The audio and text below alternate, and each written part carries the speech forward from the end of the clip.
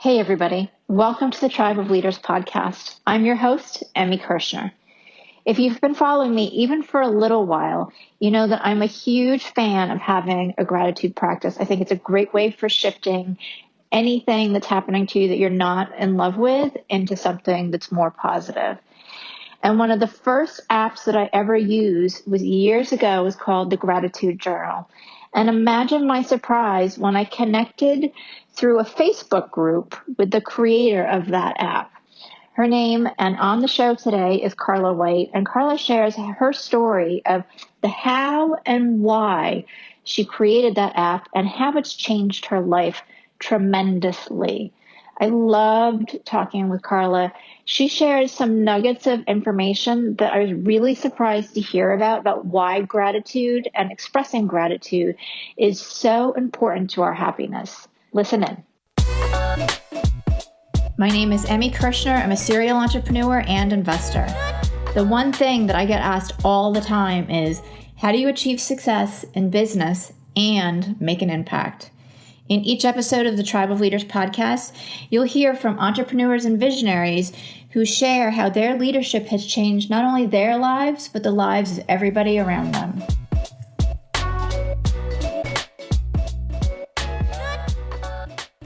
Carla, welcome to the Tribe of Leaders podcast. I am so amazingly excited to have you on the show today because I started using your app, I'm going to say like 5 years ago. It was a long time ago. And I loved it. And it really made a big difference in my life. So to be reconnected with you recently is such an honor. So thank you, thank you, thank you. And please share with everybody who you are and a little bit about the Gratitude app.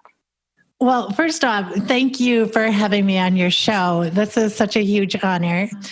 I'm Carla White. I am the first woman to launch an iPhone app. So that was well over 10 years ago, and the app is still in the App Store. It's a gratitude journal. And I tell you what, when I created that, I was hoping one person would download it and use it. And I'd be like, okay, yay, success. And here I am. I'm talking to you 5 years ago. That's amazing. Right? Right? Oh, yeah.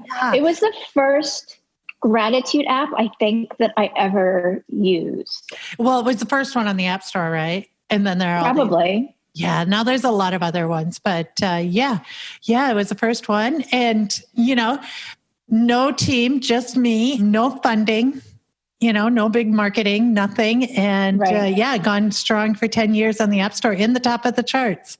So what was it that made you start this app? Because, gratitude now is like the big thing, but 10 years ago? Yeah, because 10 years ago, I had to explain what an app was. When people were like, what do you do? It's this little piece of software. It runs on a phone. And I'm like, what? Yeah. So for some of you guys out there, we did have to explain what apps were.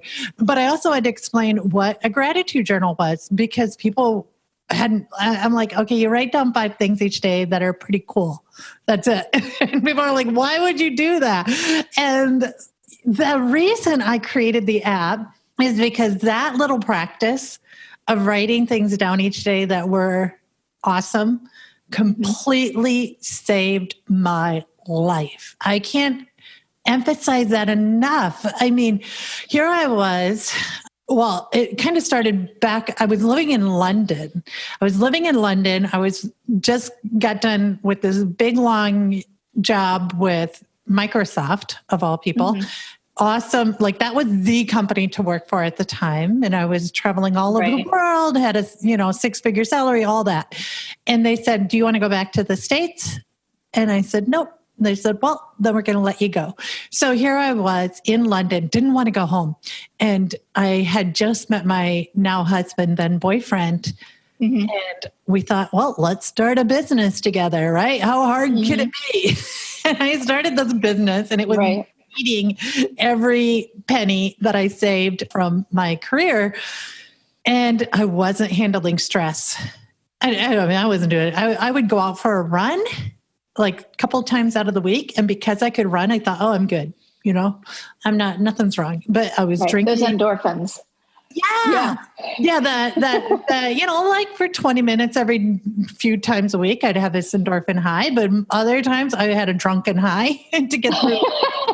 I would binge watch TV. I basically was an escapist from all these problems that this business was creating in my life. I mean, I just kept going, it's going to turn around one day. It's just going to, this next client, that's going to be the client. And never did. And I was like, insomnia, ulcers, migraines, the whole shebang. And right when I thought things couldn't get any worse, I get this middle of the night phone call from my brother saying that our dad had suddenly passed away. And I had nothing. I had not, like you would think, having a career. Then I was married. We got married by then, living overseas on my own. I'd have something in my tool belt, but I had nothing. And I pretty much, for the next, 6 months, would just lay on the sofa, zombie, pig out, drink. My husband would try and get me out of the house to, do something. And I'd bawl and go to the supermarket and I'd bawl in the cookie aisle. So he thought, well, let's take you back to the States. You got to get closer to your family because I don't know what the heck to do with you. Right. And because I wasn't depressed. All right, let's just get that straight. I wasn't depressed and total in denial of that.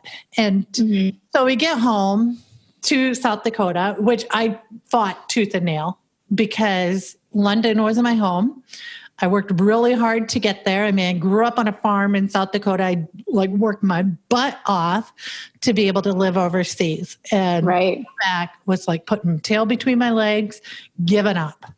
And so that just made stuff worse. I mean, cusp of winter, we packed one suitcase and there wasn't any winter clothing in there, that's for sure. I didn't have anything to deal with 30 below weather. And, isn't it really cold out there? Yeah, it gets crazy cold. And then because it gets so cold, you drive everywhere. So I wasn't walking. I was putting on more weight than ever, drinking, micro brews, eating sun chips because aren't they kind of, like granola? And yeah, right.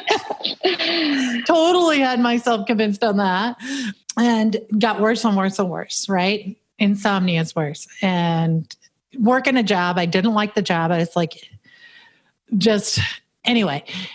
That winter ended up in the hospital for double pneumonia, and oh wow.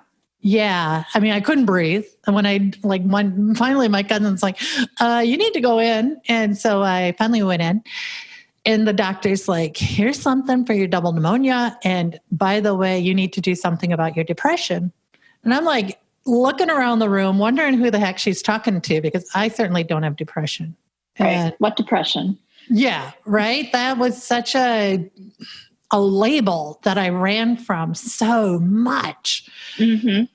Got home from the hospital, couldn't sleep because if you have pneumonia, you'll lay down and all you do is cough. So I was trying to figure out what to do. And, how do you cure depression? I don't want to take any meds. And came across just writing down things every day that worked out. It wasn't called a gratitude journal. It was just write some stuff down. So I'm writing stuff down. I'm I can do that. Go ahead. Did you just suddenly decide to do it, or did you see something that? Right. No, I actually I was Googling all this stuff or searching it because Google, it wasn't a word back then. Right. So long ago. But anyway, I was on Google and, there was an article about I came across this mother who lost her child, a soldier who came back from Iraq, who had PTSD, all these people who came over such difficult life. I mean, what I was going through was low level minutia compared to what they experienced. And I'm wow, if they could do this and turn their life around without any drugs or anything, they just did this, I can do this. And mind you, I'd been reading self-development books at the time. Right. It's not I wasn't trying to figure something out. But back then, I think the biggest self-development book was The Secret. And, there wasn't, Eckhart Tolle was starting to come onto the scene. Right. Wayne Dyer, there were a few people, but it was pretty hush hush about personal development or even self-help. Wow, what a bad word that was, right? So anyway, fast forward, I'm 2 months into keeping this gratitude journal. I'm out for a walk. It's not so cold out anymore. And I'm going through my head thinking about what I can put in my gratitude journal that night. And I'm thinking things like, okay, I slept really good last night. That's a bonus. I lost like 10 pounds. Frigging awesome. I have a job offer with NASA. How cool is that? And I was going through all these different things. And then it hit me like, holy crap, my life had done a 180 in just 2 months. And it was probably sooner than that, but it took me 2 months to realize it. Right. A little slow on the uptake there. And that's all of us. I know, right? Because I'm so caught up in every little thing about me is... right. And so anyway, it hit me. I mean, it hit me hard. Like, what did I do? What was the magic pill I took? And when I narrowed it down to that journal that I was keeping, it was like, I got to tell everybody about this because it's so darn simple. Like all these self-help books that I was going through were like, you got to do this and you got to do that. And I'm like, I can't do all that. But this was just writing in a journal. Heck, that's easy peasy. I can do that. Why isn't everybody doing this? Right. So I love it. And it really helped me when I started using your app. And I mean, every day has, good things and bad things, but particularly on the days where things weren't working well, even if it's just small, low level stuff, to really reframe and be like, oh, things are pretty good. Yep.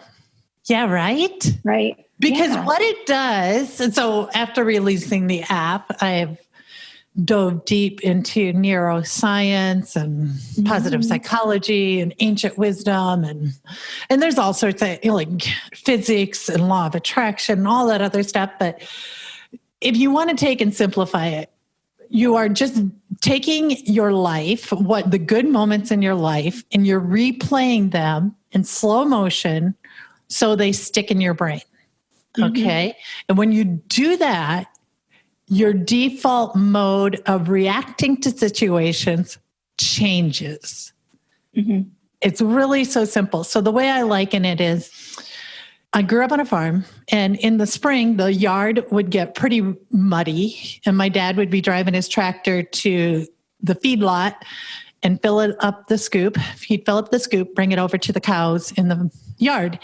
And he'd drive that a couple of times a day. And it got to the point, because he drove it a couple of times a day, that there would be grooves right where the tractor wheels went. And eventually, he wouldn't even have to hold on to the steering wheel. The tractor would just drive itself right out to the cow yard.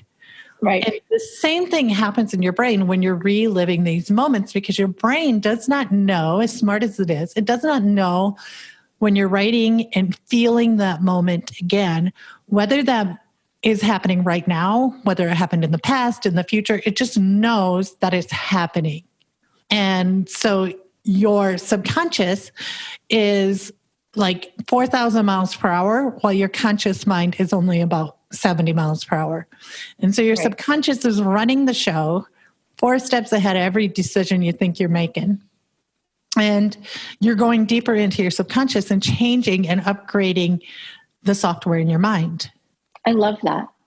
Yeah. But I think that's a really easy way to understand it, because it's like the little bit that I've read about it too. It's like our minds are programmed to focus on all the negative stuff. And unless we reprogram it and really start looking at the positive, we'll stay on that negative track, and that limits us.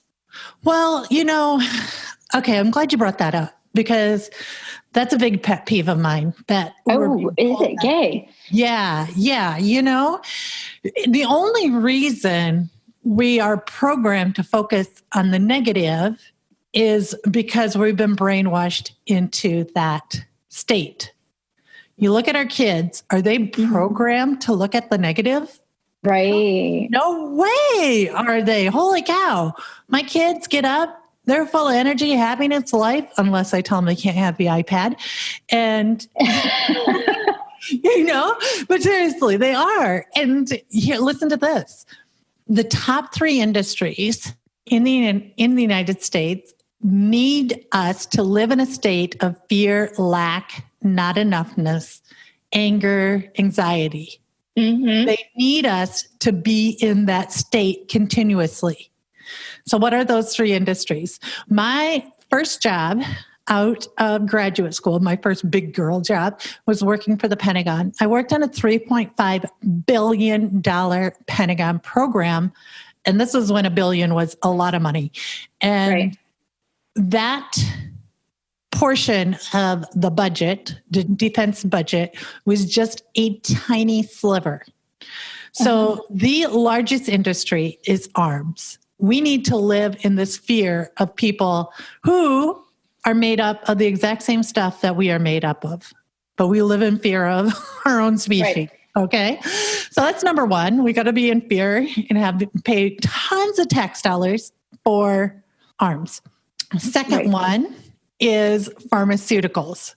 Mm-hmm. Pharmaceuticals, billions of dollars, growing at over 6% a year. Oh, guess what else is? Health industry is growing at 6% a year, right? Right. Yeah. So I used to say, my background is in health coaching originally. And I used to say, like, there's no money in being well or healthy. Yes. Exactly. That's why it's from a healthcare standpoint, that's why it's not the focus. It's Band-Aiding. 75% of all Americans are on at least one prescription drug. And I bet it's more than 75% because I went to go get my teeth cleaned and the dental hygienist asked me, what prescriptions are you taking? And I'm like, well, none. And not, are you taking prescriptions, but what prescriptions are you taking? I'm like, does everybody take a prescription? And she said, yeah, even all the kids. Wow. So 70, and then I have to think, I think it's like 25% take 5 or more prescription drugs because you take one, you get a side effect, you got to take another. Mm-hmm. And 8 of the top 10 prescribed drugs are for stress-related illnesses. These are preventable illnesses. Mm-hmm. Okay. And so that's the second industry. All right. Then the third industry is alcohol and tobacco. So, hey, you had a bad day, why don't you unwind with a little bit of a depressant? And just to keep you drinking more. Yes, an addictive depressant that is marketed in a way where if you aren't drinking it, you aren't cool, right? In order to be cool, you drink. All the cool kids drink. So, heavy marketing budget to change what alcohol is. So, and those are the 3 top industries. You look at all the branches off those industries that support it. It's incredible. So it is. Our natural state. So like if you meditate or if you try to meditate and you say, look, I can't do it, your natural state is actually a meditative state. You just haven't practiced it. Your natural state is an abundance, grateful state, a happy state. You just haven't practiced it. And so, go ahead. Yeah, I would say like a happy 2-year-old. Yeah. Or a 4-year-old. Exactly. Why couldn't you be? Well, I got my mortgage. Well, I got, this healthcare issue. I've got a divorce or, cancer or something. Right. And those are just a result of this conditioning that we've had where it's a society that promotes a heck of a lot of food. It promotes overworking and not being with your family. It promotes if you fail, then you need to give up. I mean, in our schools, we learn that at a very young age that at this failure, give up, stop. You're not cut out for this. Right. And it promotes just like binging on all sorts of stuff as a release. Binge on some burritos, binge on Netflix. Mm-hmm. Yeah, and really zone out. So your gratitude app is almost like returning to a way to return to our natural state. Yeah. So something that we've also been conditioned to believe is that there's not enoughness. You're not enough. Like you need to be more to have whatever you want to have. You need another certificate. You need a better body. You need better eyebrows, something. And the truth is that you absolutely are enough. It's the courage to move forward, the confidence to move forward that is the key ingredient. So, and there's two ways of looking at this. So first, I'm going to give you just a really simplistic way, and then I'm going to get into some quantum physics. So a very simplistic way of looking at this is, let's say you have, like you want to ask somebody out on a date, and there's two different outcomes. They say yes or they say no, right? And this is called the law of expectation. So what you get is what you expect. So you go into this and you're expecting this person to say no. You're not sure if they like you. You're not like really feeling it that much. Then what you're going to do is you're going to have anxious apprehension. You're going to be riddled with so much anxiety that the actions that you take will be different than if you know this person's into you, they're jiving on you, all your friends have told you this, then you're going to go into that whole situation with joyful anticipation. You're going to be far more confident. You're going to have so much more fun with it. I mean, take like a job interview, take a doctor visit, take just a hard conversation you have to have with somebody. Maybe you have a teenager in your house that you just already in your mind, as soon as they get home, they're going to be difficult to deal with, right? And you already put that anxious apprehension as the expected outcome. So how do we always, if this is, the law, and if we're going to go into it with joyful anticipation, because, hey, that unruly teenager comes in, but I'm going to joyfully anticipate it because I love that person and I'm going to do whatever I can, right? If you come at it with that sort of mentality, you get different results. Right. And it's coming back to feeding positive with positive with positive rather than feeding negative with negative. There's two different energy forces. Are you going to focus on the negative or the positive energy force? But how do you always come after things with the positive energy force is a question. Like, how do you make that your default mode? Right. And that's where gratitude, practicing it on a regular basis, like every single day, writing it down. And also throughout your day, finding as many moments as possible to be grateful for. And this is not putting your head in the sand. In fact, I think it's just the opposite, because what it does is wakes you up and you start seeing things that you never saw before. Absolutely. Opportunities. You see people differently. You see the whole world just changes. Like, you don't have to move. You don't have to lose those 50 pounds. You don't have to change your job. The whole world changes for you. I love that. And I'd love to know your thought on this, because I started doing this a couple of months ago and it's been fabulous for me in that in part of my gratitude practice, I write down things that I want to have happen, whether it's, selling my house, which I'm in the process of doing, or bringing on new clients, or, having amazing podcast guests. I write some of those things down and then they just fall into place. Isn't that awesome? Yeah. So, what a great segue, because let's talk about this from a quantum physics standpoint. So, not to get really totally nerdy, but quantum physics says that everything is everywhere and nowhere at the same time. It's when you give your attention to something that it appears to be. Okay. So let's just pretend there's a few dots out there in the universe and you give your attention to them. Well, those dots get your energy and they grow from that energy. Those dots could be, holy crap, nobody's going to buy my house. Or those dots could be, I'm going to get even more than I asked for my house. There's going to be a bidding war. Right. And it's giving your attention to it that feeds it and grows it. This is scientifically proven. So what happens with a lot of us is, and this is why I don't like these journals that say, just 1 minute, just practice gratitude for 1 minute. Why would you give your attention to what you want for only 1 minute, and then the other 800,000 minutes, just like give your attention to what you don't want, right? So why not go through your day, like actually writing it down? I love that practice. I do that myself as well. I write down a thank you letter to the universe for all the good things that are coming, that like as if they already came. Right. And it just makes days go so much easier. And then at the end of the day, I recap what did happen.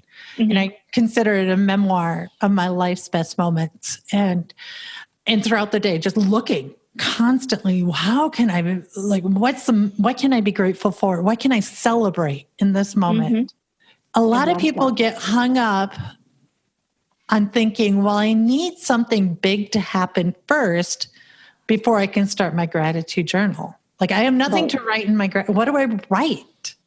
My cup of coffee. Anything, right? Stub my toe, and boy, I'm still alive to feel the pain, right? Yeah, there's so many things. And because what you'll do is start to recognize patterns as well. And when you start to see these patterns, things start to open up, and you start to attract people into your life, opportunities into your life, things into your life that, like you just mentioned, who do I want on my podcast? You attract them into your life through this practice. And I will tell you, hand over heart, when I first heard this stuff, I was like, oh my God, rolling my eyes, Right. Making jokes about it. Yeah. To having the app, which I'm really curious, like, how did you go from, and what was your thought process from, all right, I've changed my life by doing this gratitude practice, to understanding why it works, to I'll make an app?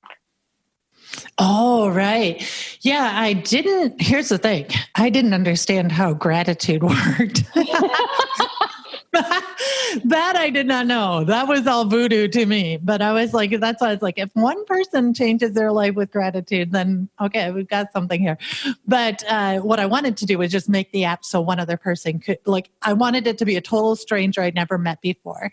And so I went about it was crazy because I had this little iPod Shuffle. I don't know if you remember these little. Oh yeah.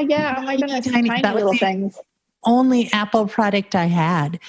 And so, because I was over in this Microsoft world, so I'm like, okay, well, I got to get a Mac. I've got to do all these things. And the crazy thing is nobody knew how to make apps. Like, nobody did. Not even Apple knew how to make them. No, they just happened. Right. Like, there were a handful of us developers out there, all trying to figure this out together, helping each other out. It was such a great time. And there was no Facebook, there were no blogs, there was no Instagram, none of that stuff, Right. So we were all trying to figure this out together. And I remember reaching out to a guy who I met at a conference. I was working with NASA at the time, and I met at this conference, and he created one of the first apps on the iPhone, which was really bleeding edge. You popped bubbles on the screen, which I thought, man, wow, that's marvelous. That's so amazing. And so I reached out to him and I said, hey, will you help me figure this out? And we worked on it for a while. And he says to me after about 4 or 5 weeks, he's like, you know what, Carla, I think apps are going to be a fly by the night sort of thing. And by next year, this time, nobody's even going to be using them anymore. And boy, did he call that one wrong.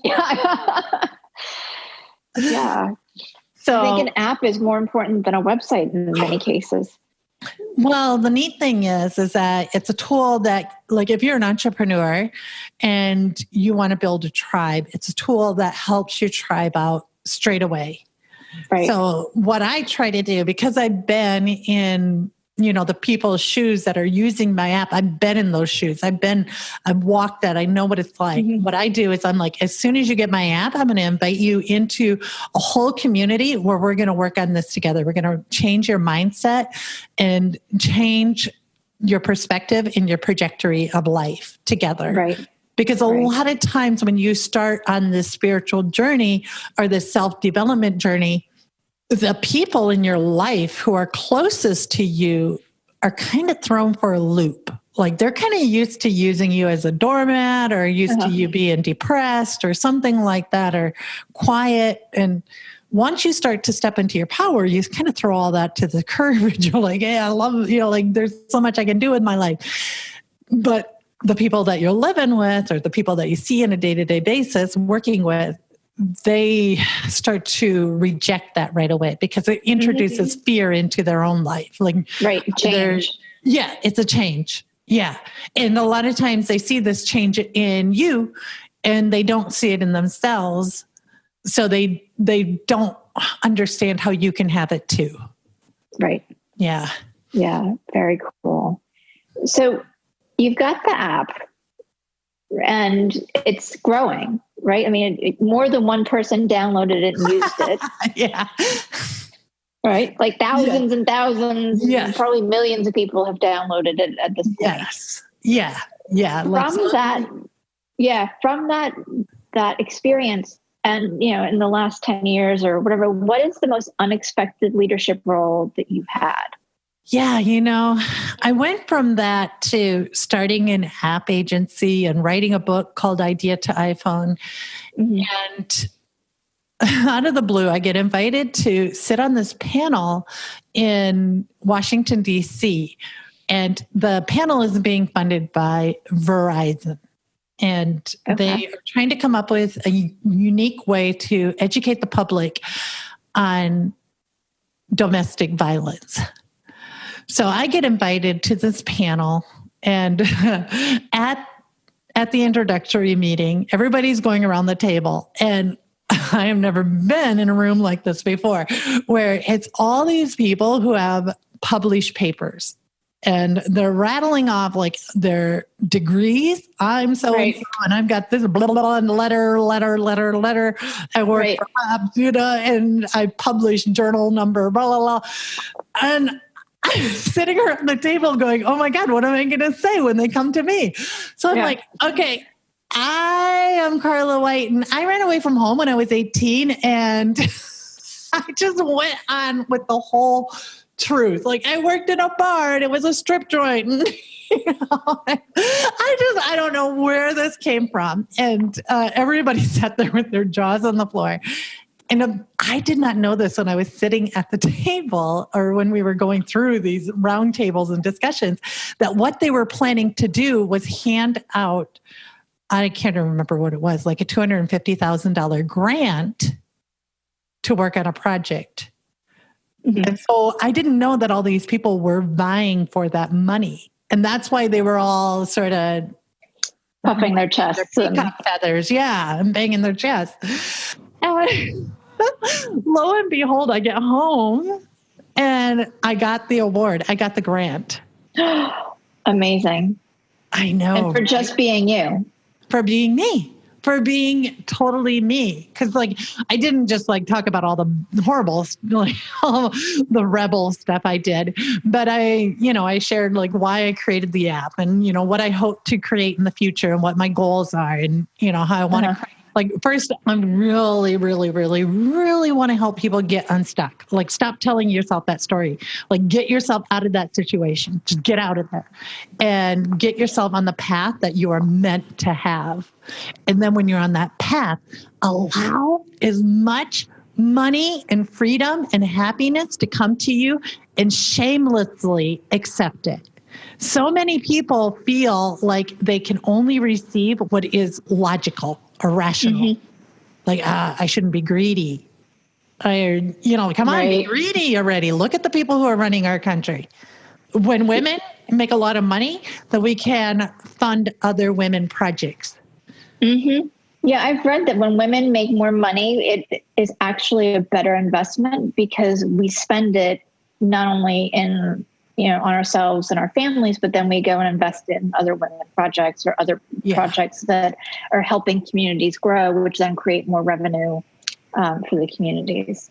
Yeah. Yeah. And this isn't a who's smarter or anything like that. I have 2 boys of my own, but there's so many amazing, smart individuals out there who are not getting out and making the dent in the universe because of a story that they're telling themselves that the society has pasted on them, and then they're accepting that as the truth. Right. I totally agree with you. And I've seen that, even within my community and even within myself. I mean, how many times have you shrunk or lived small because you don't want to? I know I did it. I didn't want my husband to outshine my husband, for Pete's sake. Right. Because I grew up in the Midwest, where men are supposed to be the breadwinners and things. Oh, what? Come on. Let's get over that. No, you're right. I think it's kind of being aware of, I'm playing small here, so I need to stop doing that. And how can I do this differently so I am playing bigger? Yeah. You don't do anybody any favors playing small. Yeah. I have clients who they're producing their biggest project of their life. They're putting it out there, and yet they're too afraid to tell anybody about it because they're afraid of what people will think.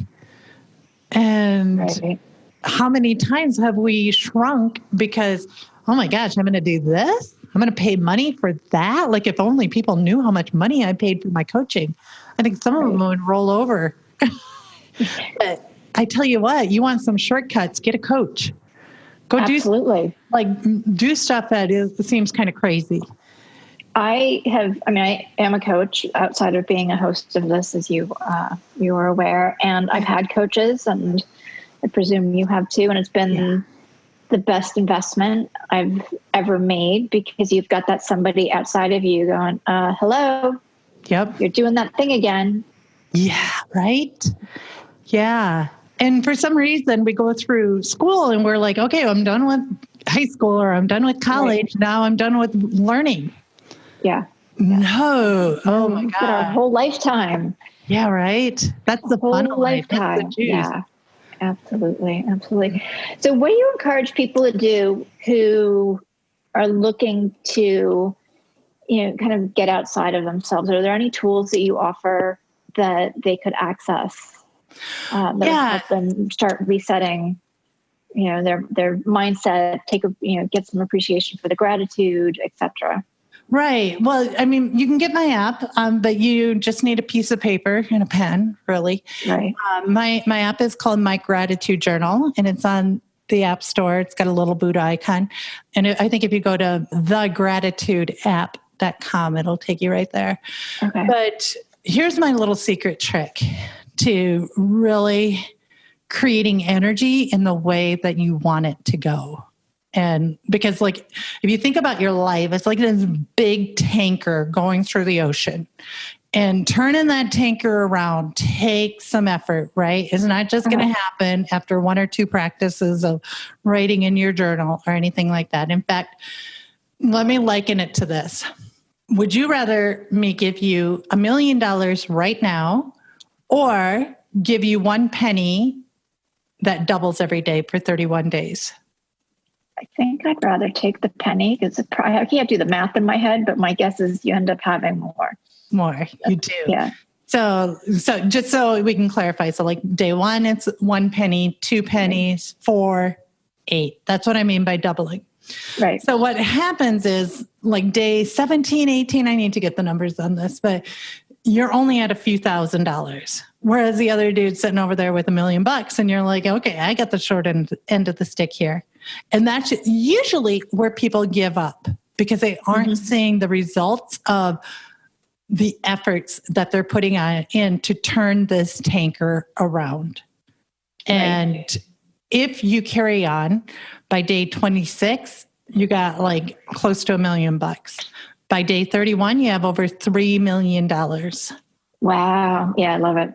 Yeah, right? So it's that compound interest. And so when you're doing this project, that I'm going to give you, and it's such a great one. Mm-hmm. Don't give up. Don't give up. All right. So I call it 30 for 30.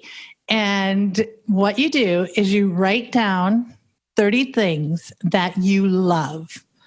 I love drinking water. I love going for walks. I love smell of fresh grass. I love classical music, whatever. It doesn't matter. Okay. Things that you love. And you write down 30 of them. Mm-hmm. And then you read that list out loud. Because when you're writing them and when you're reading them, it's two different vibrations.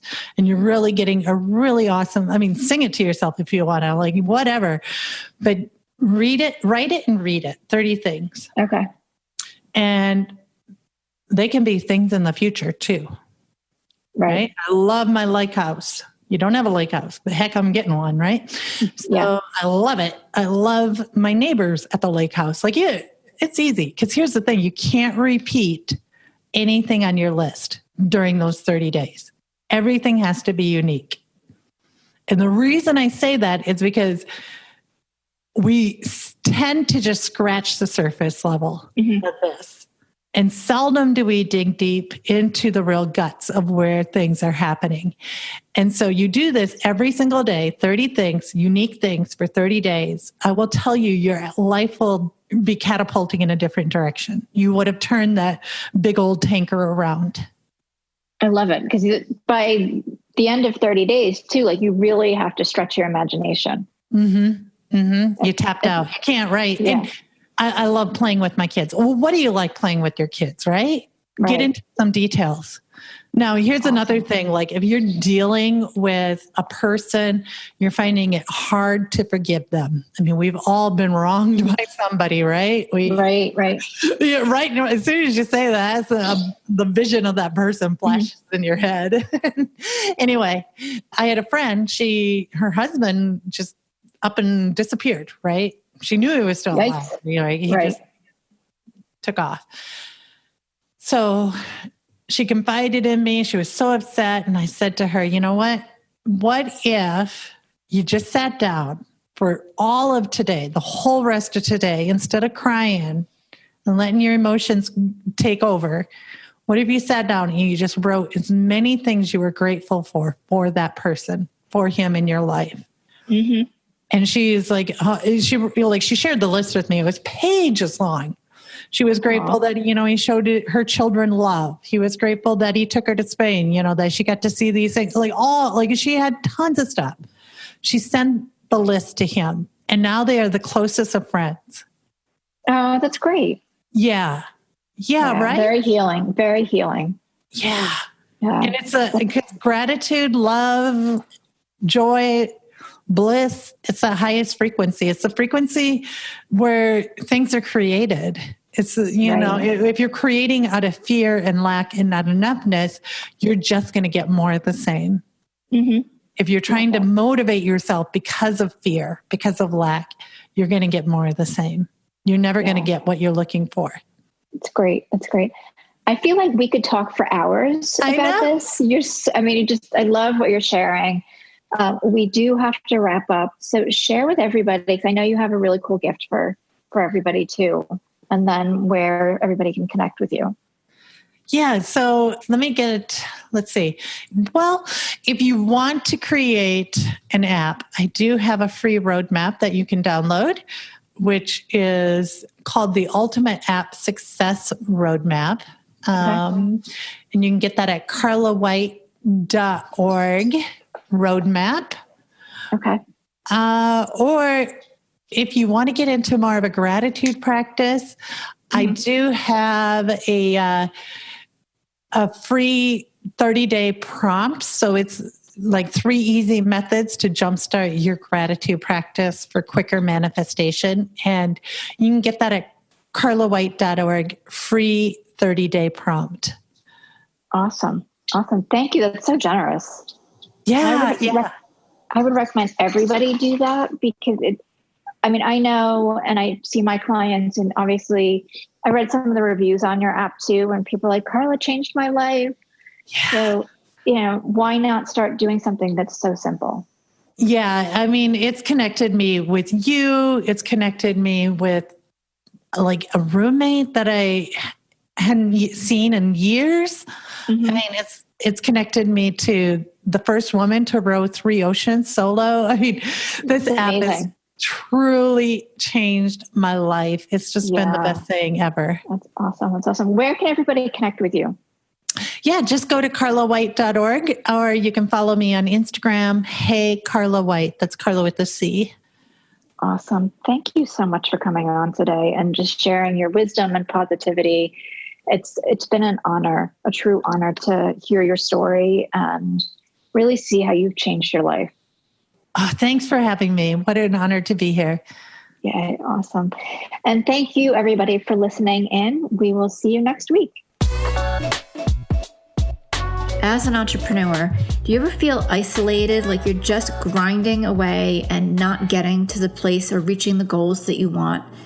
Maybe you've realized that you just spent days, weeks, or even months trying to accomplish something only to figure out that the answer that you have would have saved you all of that time. I know I've had that experience and my clients have as well. And that's why I created the Tribe of Leaders Biz School. Get the accountability, the training, and the knowledge base in a community of like-minded people who are there to support you. Go ahead and check it out. It's thetribeofleaders.com.